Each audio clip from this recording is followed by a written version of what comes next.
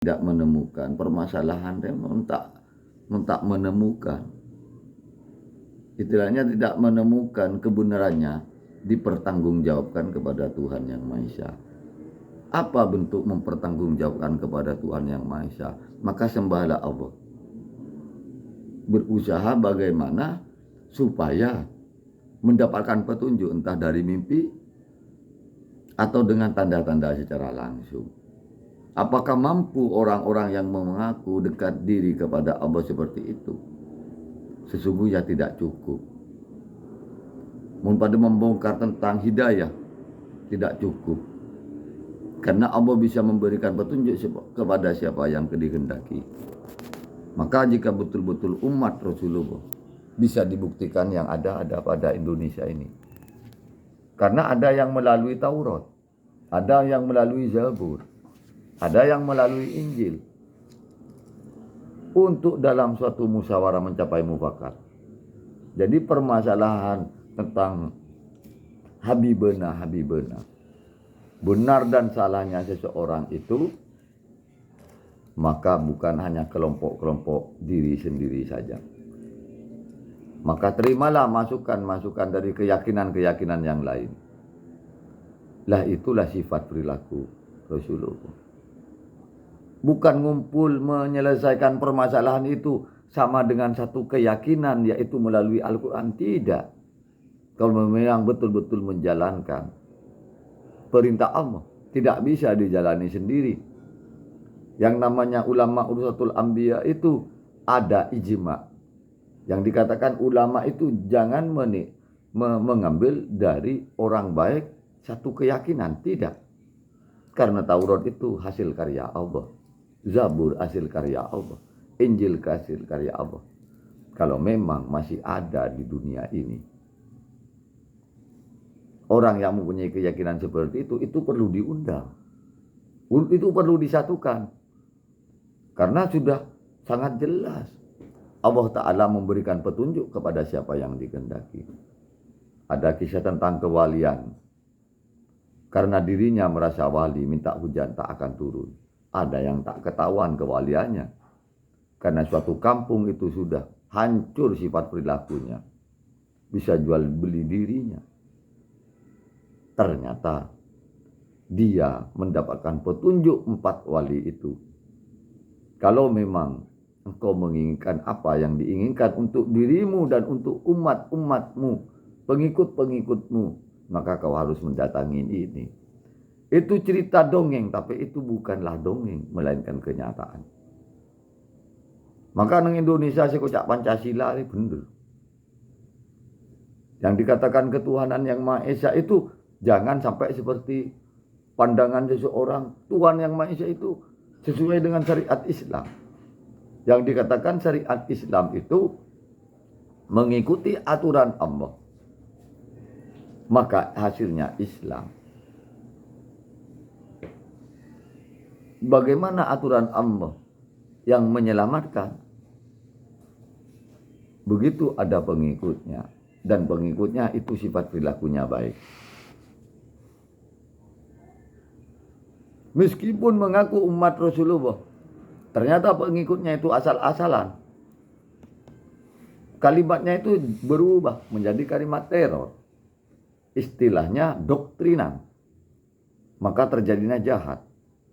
Amal ma'ruf nahi mungkar bukan ditelan mentah-mentah. Muhammad Rasulullah sudah mengatakan, amal ma'ruf nahi mungkar itu yang paling berat adalah kemungkaran yang ada pada dirimu.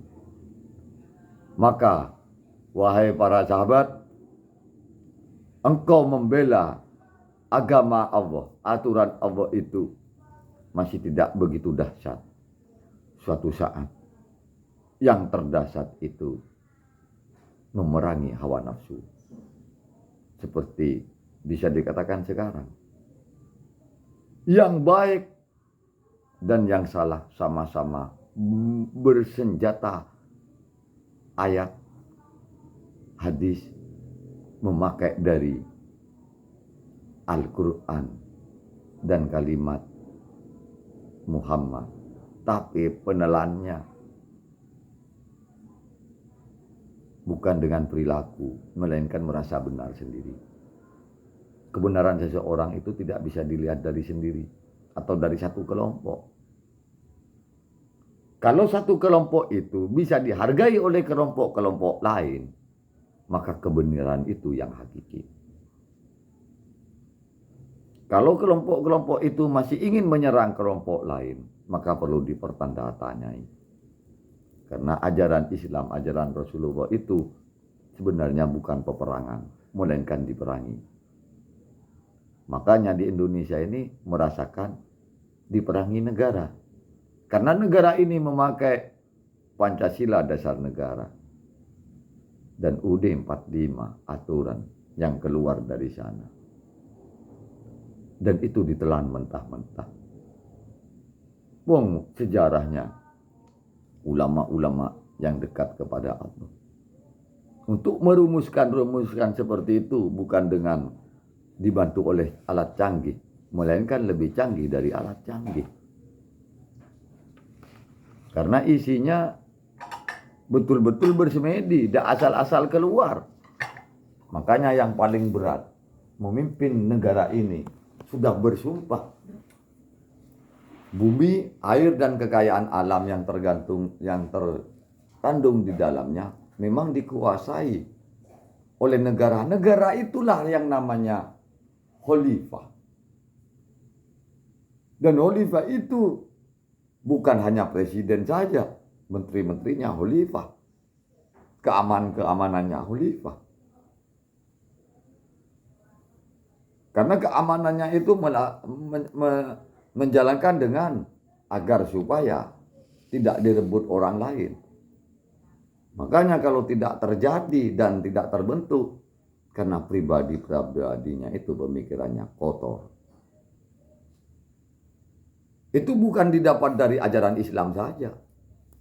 Walaupun dari ajaran, bukan hanya di dalam ajaran Al-Quran.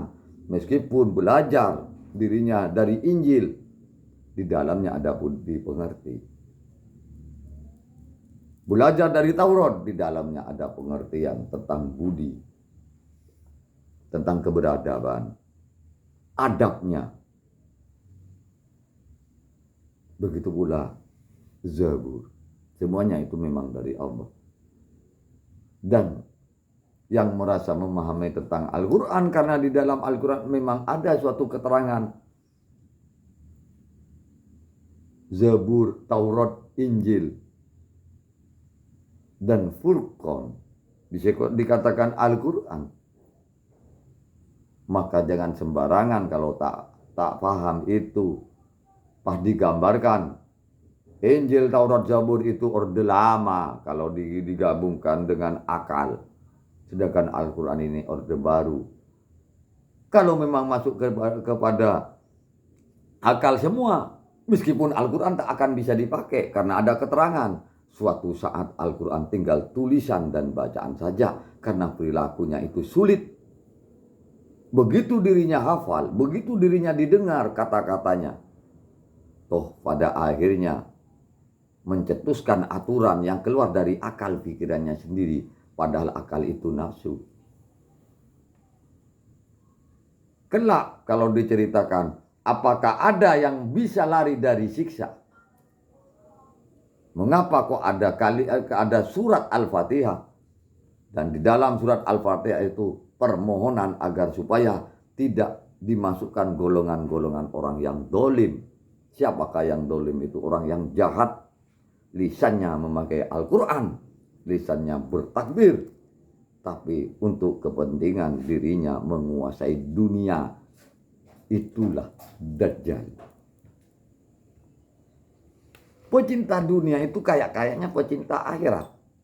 Kalau engkau ikut bersamaku, maka masjidmu akan kubangun, pondokmu akan kubangun, semuanya akan kubangun. Tapi kalau engkau tidak ikut, silahkan saja. Karena aku penegak yang benar. Lisannya banyak tertipu. Padahal ada keterangan. Keyakinan itu bukan dijual, melainkan keyakinan itu dipraktekkan. Kalau sudah dipraktekkan, jika dia ikut kelompokmu, maka kau terima. Ada setiap sesuatu itu ada tata caranya. Itu diberikan pada orang-orang yang betul-betul berilmu. Kalau seperti saya sekarang ini bercerita, kalau memang cerita saya pribadi ini berhikmah, berarti itu jelas menunjukkan Allah itu ada. Dan dengan sok-sokan, akulah yang benar. Tidak. Karena Allah yang memberikan tatanan berbicara siapa saja. Allah tidak memilih orang bodoh dan orang pintar. Kalau kata-kata berhikmah, hati-hati dengan orang yang berkata-kata, itu hikmah hasilnya. Makanya jangan lihat orang itu kelihatan sulit untuk bicara sampai gembel. Tapi dia itu banyak di dalam hatinya yang mau dibicarakan. Tapi dirumuskan oleh Allah dengan satu kata, hancurlah dunia ini, hancur. Makanya janji Allah, aku cukup satu saja yang bisa menghadapku. Aku tak perlu banyak. Karena apa? Yang lain hanya mengatakan, melihatku, menjalankan perintahku, tapi itu bohong. Makanya kalau dikembalikan kepada dasar negara Republik Indonesia yang sebenarnya diagungkan oleh dunia, Pancasila ini diagungkan oleh dunia. Lambangnya, gambarnya saja itu bermakna. Dan di dalamnya itu berisi. Ini sebenarnya Garuda ini. Itu simbol. Kalau ini dimasukkan sifat hewan, gambarnya hewan, inilah Raja Wali. Apakah arti dari wali itu? Wali itu bukanlah sok-sokan karena banyak ayat dan hadis dan didengar oleh orang banyak. Makanya orang alim-alim itu contoh. Kalau mau berbicara Habib Lutfi itu sulit untuk mengeluarkan kata-kata. Makanya saya pribadi, karena Habib Lutfi itu manusia, walaupun masih ada keturunan dari Rasulullah kalau dicari silsilahnya. Muhammad bin Abdullah bin Abdul Muthalib, takut-takut ia tidak akan mampu. Karena di sekelilinginya pun juga masuk saudara-saudara darah daging yang dekat. Bagaimana kalau memang yang sudah banyak orang, banyak umat mengikuti dari dia, tapi dia pun tidak mendapatkan petunjuk dari Allah. Yang hak itu hak dan yang batil itu batil. Karena ada aturan Allah dan ada aturan manusia. Selama hidup di dunia pun dia tidak bisa di tengah-tengah. Hukum tidak bisa diterapkan. Hanya diceritakan seperti Al-Quran, banyak yang alim menceritakan, tapi perbuatannya sulit. Masih melihat luarnya saja. Katanya keterangan Gus AA, keterangan Kang Dowi, banyak orang melihat dokirnya saja. Padahal beli durian, beli isinya doang. Yang ada di mall, yang dijual-jual di bungkus plastik, itu sebenarnya tanda tanya. Kalau membeli telur, membeli durian yang terbaik, belilah sama kulitnya. Maka isinya yang diambil, kulitnya dibuang. Itu ajaran Islam. Wajib tahu Al-Quran kalau mengaku umat Muhammad yang mengaku Islam. Maka isinya terapkan. Kulitnya bukan dibuang, tapi ada waktu-waktu tertentu. Makanya orang makrifat itu bukan tidak sembahyang atau tidak sholat. Karena orang awam ini, walaupun orang yang berilmu, jika menerangkan sembahyang itu adalah sholat, sholat itu adalah sembahyang. Seperti membaca itu adalah ngaji, ngaji itu adalah membaca, itu salah kaprah. Karena sudah biasa dijadikan tidak ada salah, katanya Gusmus. Membaca dan mengkaji itu lain. Sembahyang dan sholat itu beda. Tanda-tanda orang itu sholat, walaupun tidak terlihat melakukan sembahyang, itu lebih mulia dari orang sembahyang yang tak kelihatan. Sembahyang yang kelihatan itu malah tidak kelihatan. Kalau sifat perilakunya sulit untuk bisa dicontoh. Makanya ada orang-orang diciptakan gila, perilakunya itu bermakna, kayaknya menyimpang semuanya, tapi setelah mengucapkan kadang dari perilakunya bermakna luar biasa. Itulah keburukan. Kalau memang suruh cari, lihat Habib-Habib yang berdalil begini, saya lebih baik melihat orang gila yang sulit berbicara atau nyeleneh, ketimbang kayaknya dimengerti tapi menyesatkan. Kalau memang mau memilih Habib, lebih baik lenyapkan Habib model yang berbanyak bicara. Karena Habib yang sedikit bicara pun bisa berbicara dan berhikmah. Sampai itu hilang. Karena kayaknya lebih sulit. Kalau melalui Habib Lutfi, mondoknya lama. Kalau melalui Habib Rizik, meskipun mengumpulkan bajingan-bajingan tegi, kayaknya dimaksum. Ya sudah. Karena sabilillah, kamu kalau gini Syahid itu surga, bidadarinya sekian. Ya karena orang terbentur dan sangat-sangat takut kepada Tuhan.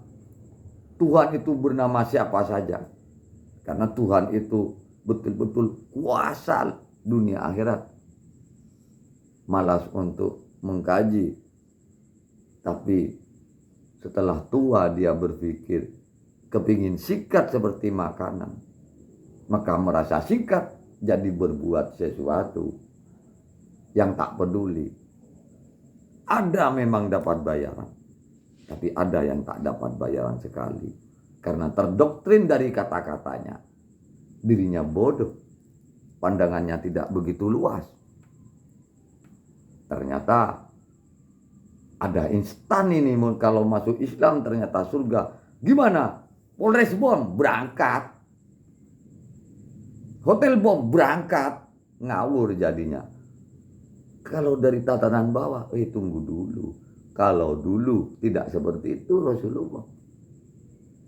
Kecuali ditantang, ingin bukti kekuatan Allah seperti apa. Sampai tandingannya 300 melawan 1.500 tetap menang. Kalau sekarang ini tandingannya bukan yang dikatakan amal ma'ruf nahi mungkar, jangan ditelan-telan mentah. Orang harus mati semua dulu karena dirinya merasa benar, mau bertata kembali. Lu pas gimana engkau? Nah itu kalau seperti itu lebih banyak ibarat Al-Quran tinggal tulisannya, ibarat Al-Quran tinggal dongengnya. Karena apa? Yang tidak sesuai dengan Al-Quran menurut akalnya halus habis. Udah keterangan ini hidup. Yang dikatakan ketuhanan yang Maha Esa di Indonesia ini gimana? Ya sesuai dengan syariat Islam. Dia tidak tahu Islam itu siapa. Aturan Allah itu dari Injil ada. Itu aturan Allah. Ada yang Injil, ada yang Zabur, ada yang Taurat. Ada yang Al-Quran. Itu aturan Allah. Kalau mengikuti aturan Allah, pasti selamat karena budi pekertinya baik. Makanya Muhammad Rasulullah begitu selesai peperangan, karena bisa dikatakan kalah, kebaikan dan kebenaran mengatakan Allah itu ada, betul-betul memenangkan secara dohir dan batin. Mari kita tutup sekarang. Jangan seperti itu lagi. Mari hidupkan dunia ini lagi. Mari kita terjadi hubungan lagi yang baik. Urusan keyakinan jangan dipertentangkan. Kalau engkau masih tetap Lata, Uzza, Manat, Hubal, silahkan. Itu Muhammad Rasulullah. Silakan. Jangan adu otot karena Tuhanmu ada menurutmu berbentuk. Tuhanku ada karena menurutmu tidak berbentuk. Walaupun aku mengatakan wujud, tapi sulit. Kecuali hati dan pikiranmu itu jernih, berarti lembut. Betul-betul takut. Kau tak akan bisa. Kalau masih pikiran kemana-mana. rasakan. Ayo kita jangan seperti itu lagi. Kalau kau mempunyai keahlian-keahlian silakan. Makanya kalau menurut mengikuti ajaran Muhammad Rasulullah, melanggar aturan Allah akan dikisos dengan sangat berat. Tapi kalau keyakinan tetap kepada Injil, kepada Taurat, kepada Zabur, jangan disamakan dengan memang sama-sama bersalah, tapi kau lebih berat. Makanya sahabat mengatakan, jika anakku sendiri kalau memang disuruh rajam 100, maka aku akan atasi sendiri melebihi dari 100. Bagaimana wahai Rasulullah? Ya, mengizinkan. Mengapa? Karena cerdas. Agar supaya anak cucunya tidak sembarangan mentang-mentang. Karena sahabat Rasul. Makanya kalau di Indonesia dimulai dari aparat keamanan. Nomor 1, jika ada anak-anaknya melanggar aturan seperti melakukan ugal-ugalan di jalan, lebih dikejamkan daripada orang biasa, insya Allah berdiri. Tapi jangan menyuruh. Kita berusaha memberi contoh walaupun tidak menjadi aparat keamanan kalau memiliki keturunan. Kalau kita gampang-gampang menyuruh, ya kamu seharusnya demikian, kamu seharusnya demikian. Sehingga orang yang berbicara ditanyakan, kau kayaknya tahu makrifat, kau kayaknya tahu Allah. Aku ingin bertanya. Dirinya hanya banyak mendengar dan banyak hafal tentang Allah. Bertubi-tubi sekali bertanya. Setelah tak menjawab dikira bodoh. Apa kira orang-orang cerdas itu tidak menjawab karena bodoh? Tidak. Orang pintar dan cerdas itu mulai dari dulu diciptakan oleh Allah. Seperti Aristoteles, Nabi Ibrahim. Ada memang yang dijawab secara langsung, tapi ada yang memang dijawab secara diam. Begitu pula ulama-ulama Indonesia yang berpaham melalui kelompok Nahdlatul Ulama. Meskipun Muhammadiyah yang betul-betul mengerti dan paham, tak akan asal ngomong dari jawaban. Pertanyaan siapa untuk menjawab, tak akan asal. Kalau yang betul-betul hati-hati itu ciri-cirinya. Perilakunya luar biasa. Makanya sangat bahaya orang yang kelihatan perilakunya yang luar biasa, tapi ternyata menjabarkan dengan secara halus buruk sangka. Mulai dari dulu di Indonesia ini sulit. Andai kata berburuk sangka kepada negara, tapi diam-diam kiai-kiainya kebanyakan kiai-kiai soleh mengatakan, jangan keras-keras. Hidup kalau berbicara menyangkut negara takut kedengaran, itu pakai akhlak. Intinya begini wahai, kalau orang Madura pakai bahasa Maduranya nom kute, kalau bahasa Indonesia begini om, begini mas, begini pak. Yang penting kita ini bisa sembahyang kan, sampai belajar. Yang penting kita takut kepada Allah. Caranya demikian. Biarlah dia nanti suatu saat Allah, karena dia tak sadar. Jangan kau menyadari dia. Polisi, tentara, dan pegawai negeri dahulu pakai seperti itu. Mulai tahun 97 saya rasakan 1997 banyak orang yang lulusan sekolah agama memang. Dia banyak hafal ayat dan hafal hadis. Pas ikut jamaah tabligh, pas masuk ke pemerintahan, pas berdakwah. Ya demikian, banyak ikut.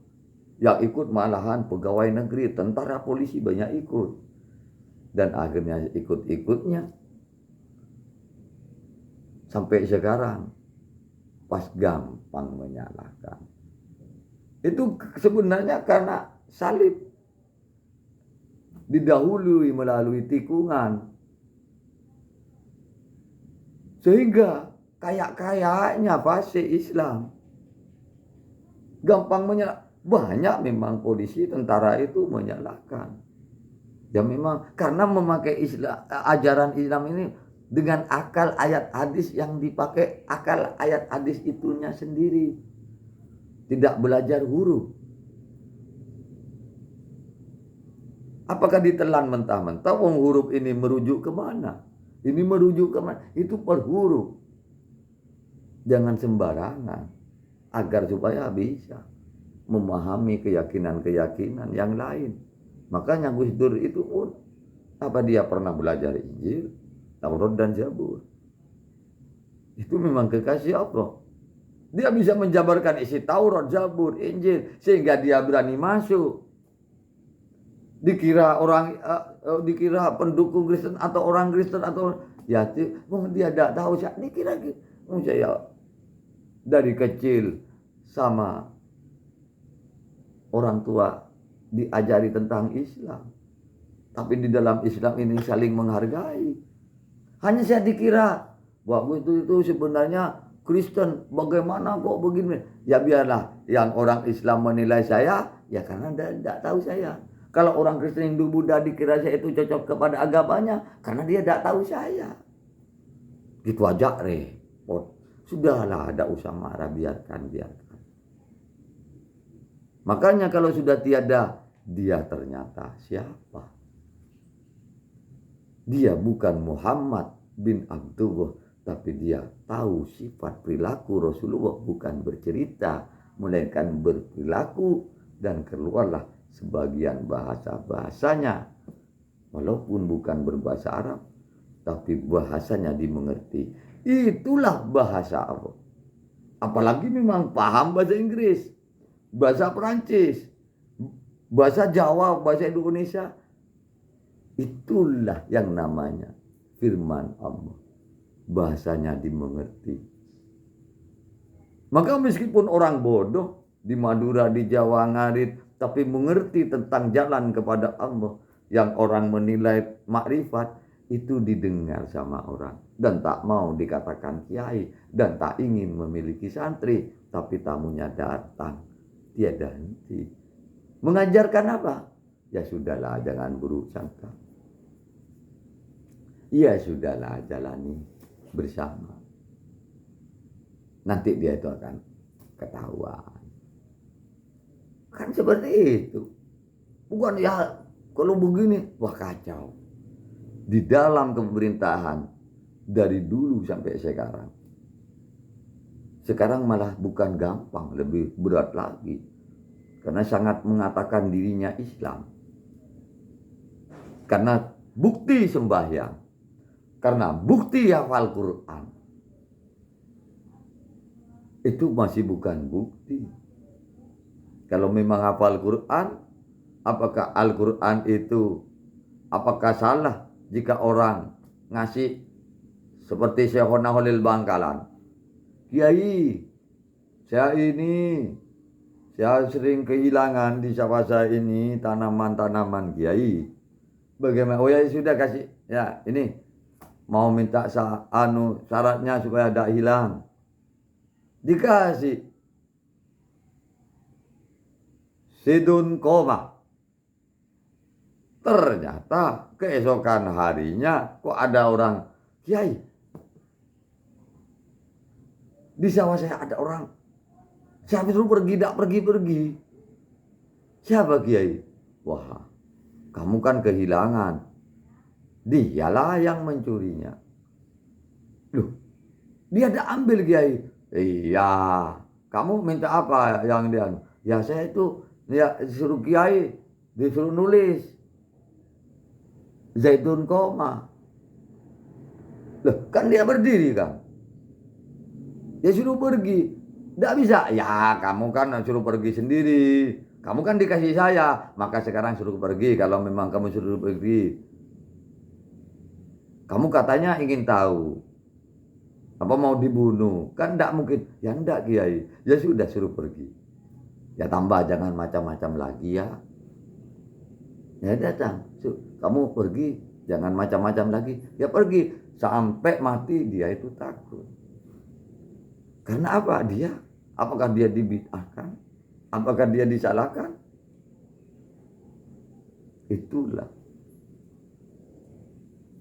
Itulah firman Allah. Kalau Allah sudah mengendaki masuk ke dalamnya, maka setiap perkataannya semuanya izin Allah. Apa juga Syedun Komar? Berdiri, datang dia itu, komah datang. Iqomah berdiri, Ja'ah datang. Itu dulu seperti itu, Syekhona Khalil Bangkalan. Makanya adanya NU itu, Kiai Hasyim Asy'ari, itu ada surat kan ceritanya dari Syekhona Khalil. Itu wali terakhir, wali Allah terakhir. Tapi kalau wali Allah terakhir, jangan pas ditelan-telan mentah-mentah. Ternyata kok ada Gus Dur, katanya terakhir. Makanya kalau dicari lagi, Allah menciptakan kekasihnya dari dulu sampai akan datang, tidak pernah bertambah dan tidak pernah berkurang. Tapi manusia ini selalu bertambah terus. Makanya orang-orang yang benar itu siapa saja, alim, bodoh, pinter, itu lebih diketahui, tapi yang mengetahui itu masih diam. Makanya selalu mewasiatkan kepada siapapun, kamu hati-hati, sampean hati-hati. Kalau memang ingin sama-sama mendengar, di YouTube ini banyak, ada Gus Arya yang selalu bertengkar TIJ. TIJ banyak pendukungnya, Gus Arya banyak pendukungnya, tapi bikin ruwet. Lebih baik lihat Gus A, bukannya Gus Arya salah atau bukannya TIJ salah. Kalau tahu Gus Arya salah, TIJ salah, jadi Tuhan kita. Tapi mari kita sama-sama rasakan. Ya kalau memang pendukungnya meskipun bagaimanapun, karena terlanjur senang, ya benar terus. Makanya siapakah yang akan menyelesaikan? Kalau di Indonesia tetap hukum. Karena sudah disepakati. Bagaimana orang-orang hukum? Maka betul-betul merakyat. Jangan melihat bayaran gaji atau CPN. Jangan sok berkalimat. Ya kalau tetap lihat saja. Kalau seperti keamanan, pihak keamanan, yang penting bisa meringkus, bisa menyampaikan ke ranah hukum. Perkara nanti hukumnya yang bermain, sing penting sudah memang menjalankan. Karena yang memvonis orang benar, orang salah, bukanlah aparat keamanan, tapi aparat keamanan harus tahu juga. Rasanya, lihat saja pendukungnya. Survei se-Indonesia. Oh, yang paling benar orang itu yang mendukung bukan hanya orang pengaku Islam.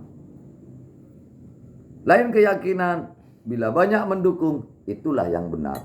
Karena jalannya Rasulullah, meskipun tetap Nasoro dan Yahudi, dia itu memberi gelar Al-Amin kepada Muhammad bin Abdullah bin Abdul Muttalib di waktu itu. Di waktu sekarang orang benar ini tetap disenangi oleh orang-orang yang memiliki beda-beda keyakinan. Kalau merasakan satu keyakinan, yang satu keyakinan pun sampai tak bisa berbicara, lebih-lebih yang memiliki ilmu pengetahuan, sudahlah kau jangan masuk ke sana. Sampai demikian, mengapa? Karena bingung untuk mengatakan yang hak dan yang batil. Kenapa? Orang yang alim itu untuk mengatakan hak dan yang batil sampai repot juga. Habib Quraisy hak. Ya sudahlah, pokoknya dinikmati. Orang banyak merasakan dalam kalangan Habib, kalau ada Syihab bagus. Karena apa? Karena kelihatan ada yang bagus, tapi jangan dilihat bagus pas semuanya bagus semua. Wong ada keturunan Assegaf, ada keturunan ini. Pokoknya ciri-ciri orang baik dan benar menganut keyakinan yang beda keyakinan pun senang. Bukan kayak-kayaknya senang. Kalau kayak-kayaknya senang itu bisa dikatakan ada maksud dan tujuan. Seperti kejadian kemarin tentang kepartaian, tentang kepresidenan, pemilu. Oh, ada yang memang betul-betul mendukung, ada yang memang ingin mendukung karena untuk menyelamatkan harta kekayaannya. Jadi sedemikian rupa, ya, wah enak di sini kayaknya. Ternyata ketahuan, Ada maunya. ada maunya. Yang bagus kalau mengaku umat Rasulullah di Indonesia, jika ditanyakan bagaimana, ya begini, hanya memberikan dua jalan. Karena pemilihan itu sebenarnya rahasia, tapi terbuka. Maka hanya memberikan dua pandangan atau tiga pandangan. Kalau Anda Pak Gai, ya ketemu nanti. Lah itulah rata-rata yang punya. Orang yang mengaku umat Rasulullah setelah disurvei orang-orang Nahdlatul Ulama. Dan semuanya hampir rata-rata cocok dengan Gus Dur. Ternyata setelah dicari sampai sekarang, ternyata Nahdlatul Ulama ini sudah mendunia dan dihargai seluruh dunia. Kecuali yang belum didatangi oleh kabar tentang ulama Indonesia. Kalau yang ngocehnya banter, enak, hampir rata-rata instan, yang jika dicari keilmuannya sebenarnya tidak tahu harokat, tidak tahu huruf, hanya pura-pura tahu maknanya. Kok langsung tahu maknanya? Itu terlalu tinggi sebenarnya. Makna itu akan datang kalau memang ada kalimat. Kalimat bisa datang kalau ada huruf. Huruf bisa datang itu kalau ada tanda-tandanya. Tapi itu datang belakangan. Belajar di sana, yang datang belakangan itu ada di awal. Yang datang di awal bisa ada di belakang. Yang datang awal apa? Kalimat yang disuarakan. Baru datanglah tulisan. Namanya huruf-huruf. Huruf itu meskipun datang tidak bisa dibaca, maka perlu titik dan harokat.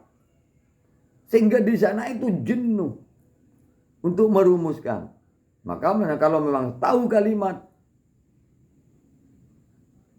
tahu bahasa, tapi apakah engkau tahu keluarnya bahasa itu? Apakah engkau tahu keluarnya sejarah huruf itu? Kalau memang ingin tahu, ya belajar agar tak sok tahu.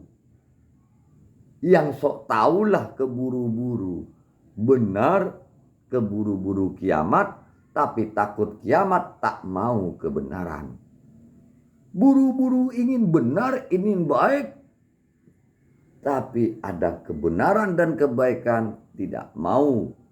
Kalau ada orang menerangkan, pikirannya sok selalu jalan. Itulah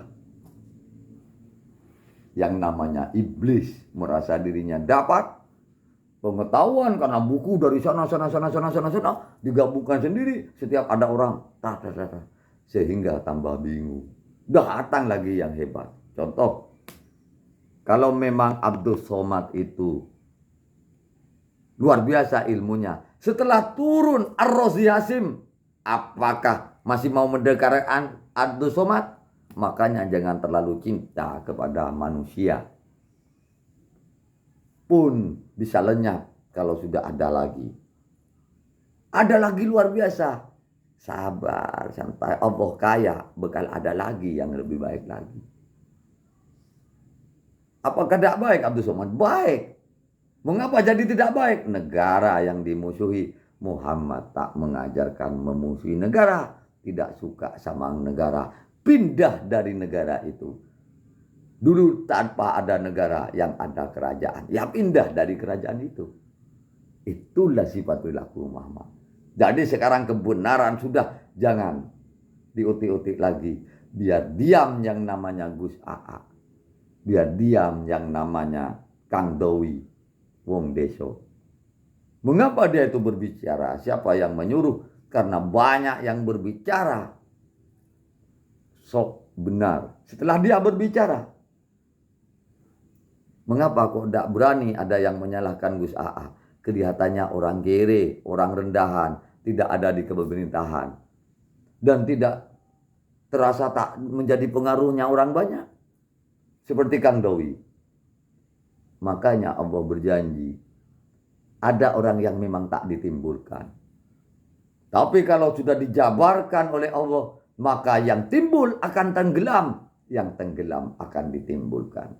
Bisa jadi ulama-ulama walaupun kiai-kiai seperti Gus Baha bisa kalah sama Gus AA dan Kang Dowi. Padahal detail ilmunya. Akhil Sirat, Gus Baha, kalau sama-sama dibanding mungkin kalah. Gus AA, Kang Dowi kalah mungkin. Tapi karena sangat berani, karena sekarang ini perangnya hawa nafsu, sama-sama bersuara. Sekarang siapakah penengahnya yang mendengar? Makanya meskipun kementerian, aparat keamanan harus dengar semua. Kalau hanya dengar kayaknya Habib dan yang datang, para Habib itu ternyata Habibnya yang cocok, maka tidak bisa membedakan yang hak dan yang batil. Kalau memang ada yang bisa menerangkan si Habib ini, maka kau cari yang di sini, cari yang di sana. Mengapa harus cari? Salah siapa? Kamu jadi panutan. Kamu jadi bagian dari negara. Hukum bagian dari negara. Aparat keamanan Umaro Indonesia bagian dari negara. Makanya kalau rakyat tidak boleh nuntut-nuntut, tapi boleh untuk mensuarakan. Ayo pakai hati, pakai akal. Suara tanpa hati memakai akal kelihatan benar. Tapi suara dengan akal dan hati jangan sampai mengatakan kelihatan benar. Itulah bahasa langit, bahasa bumi. Kalau orang yang benar dari hati dan pikirannya sampai berlisan, tetap yang atas tidak mau menerima, itu bumi akan mengatakan beban manusia ini dimuliakan oleh Allah, dia lebih tahu karena sudah dikasih tahu. Tapi ternyata bagian aparat-aparat kenegaraan ini ternyata tersusupi oleh akal-akal doang tanpa hati. Karena hidup hanya untuk makan, hanya hidup untuk jabatan, hanya hidup untuk kedudukan takut lepas. Apalagi kejahatan takut diketahui. Maka jika dia didiamkan, bumi ini akan goyang. Langit itu akan pecah. Kalau rakyat yang mati, miskin yang mati, yang bersuara ini tak pernah menikmati mati, kau boleh bangga, tapi kau juga mati yang berpangkat tinggi. Kenikmatan tetap rakyat. Berarti betul Muhammad Rasulullah. Ummati, ummati. Mengapa? Kok dipanggil umatnya dulu, pengikutnya? Karena pengikutnya tertindih nyata di Indonesia. Termiskin bayar pajak, termiskin berkredit. Dia rela. Tapi yang kaya, apalagi terkaya, hanya terfikirkan dirinya sendiri. Meskipun dia mempunyai sifat pemurah, yang katanya dari hati, masih belum tentu karena dia bangga kelihatan dalam bentuk. Waktu memberi banyak yang memperlihatkan. Kalau memang orang baik itu tidak ada yang melihat. Sekarang kan dimasukkan kabar berita. Masih belum. Apalagi mau nyampe pemilu agar dipilih. Wah, itulah Dajjal. Ya Bu, mungkin cukup sekian tanpa rancangan. Ini tanpa tapi barusan begini, maaf juga. Teman saya ini tanya. Tapi tahu-tahu demikian ya saya keluar. Saya tidak pernah merancang. Ini bisa diulang-ulang tanpa dipotong. Apakah kata saya ini dengan nafsu saya? Apakah ini memang diatur oleh Allah? Awas kalau siapapun saja Allah berkehendak tidak memilih siapa. Kalau memang benar, betul perkataannya, tinggal yang mendengar bagaimana untuk menjalankan. Karena yang berbicara betul-betul miskin, betul-betul jelek, betul-betul bodoh. Mengapa kok bisa melihat kabar berita dan bisa bersuara juga? Ini tugas bagi yang lebih mengerti, lebih-lebih pihak yang masuk kategori bayaran-bayaran negara. Kalau rakyat ini dibayar apa besok? Wah, tidak tahu. Ya dapat apa? Ya mau mancing. Ya kadang disuruh perbaikin. Wah, ini untuk kamu. Saya ya 10-nya bensin, 5.000-nya rokok, sama mancing. Sepenting saya sudah ngasih kamu 20.000. Ya senang kalau punya istri, tidak punya anak. Jalan mancing. Kenapa? Yang menikmati dirilah. Pembicaraannya mau bicara apa? Pun tahu diri. Tapi sekarang kok singkat-singkat, ya maaf aja. Karena terlanjur ditanyakan. Apakah salah yang menanyakan? Saya tidak pernah menyalahkan. Apakah saya itu membenarkan? Saya tidak tahu. Saya diri salah atau benar. Tergantung yang mendengar. Kalau ingin mendengar, ya berusaha melihat. Kalau misalnya melihat menjadi gangguan, lebih baik mendengar. Orang itu akan mendapatkan hikmah. Orang itu akan mendapatkan petunjuk. Siapapun memberikan petunjuk kepada siapa yang dikehendaki. Masalah keyakinan Hindu, Buddha, Kristen, Kejawen, yang benar itu ada pada dirinya. Baik yang dilihat maupun dirasakan. Makanya yang bertanya itu bisa dikatakan sifat bertanya dahulu bisa melalui setan dan melalui iblis. Jangan asal gampang bertanya. Jika mendengar, tanyakan kepada yang lebih mengerti. Kalau saya berbicara tentang isinya sebagian negara, atau isinya sebagian agama, atau isinya sebagian tauhid, maka coba tanya kepada yang tauhid. Kalau keluar sesuatu yang menjadikan membenci, itu bahaya. Berwaspadalah. Sebenarnya bukanlah kejahatan itu sesuai dengan akal. Hidup ini selalu waspada. Pakai otak. Ini saya pakai punyanya Agus A. Pakai otak. Pakai perilaku, bahasa Arabnya akhlak. Pakai mental, jangan takut kalau benar. Kalau salah, siapapun. Mungkin berkumpul yang bisa mengatakan seperti setan dan iblis punya teman mampu menghadap Allah dan memohon. Kalau malaikat itu selalu sendiri karena selalu benar perbuatannya dan sulit meminta, maka sering dikasih. Allah lebih tahu apa yang diinginkan. Tapi kalau manusia ini hati-hati. Kalau pengikut Muhammad ada 4 manusia itu. Jin, setan, iblis, malaikat. Jadilah kau manusia. Begitu bro. Maka belajar betul, saya barusan mendengar dari Gus A, belajar ma'rifatullah agar sembayangmu bisa dibentukkan sholat 100%. Wallahu a'lam bishawab. Ya Rabbi waghfirli bitaqwa kaya Allah. Ya Rabbi irhamni husnil khotimati. Itu yang pernah aku dengar. Assalamu alaika wa alaina wa ala ibadillahi sholihin. Waalaikum warahmah bangsa dan negara Republik Indonesia ini. Wa barakah bangsa negara kesatuan Republik Indonesia ini. Thank you very much.